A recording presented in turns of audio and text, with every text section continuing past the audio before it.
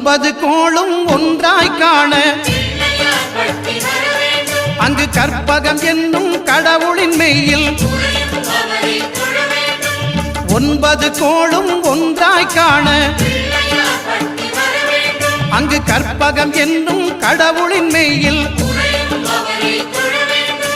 சூரியன் முதலாய் 9 கிரகமும் பலவித குணங்களை கொண்டிருக்கும் எங்கள் கற்பக தருவில் அவை வரும்போது ஒன்றாய் சேர்ந்து பலனளிக்கும்.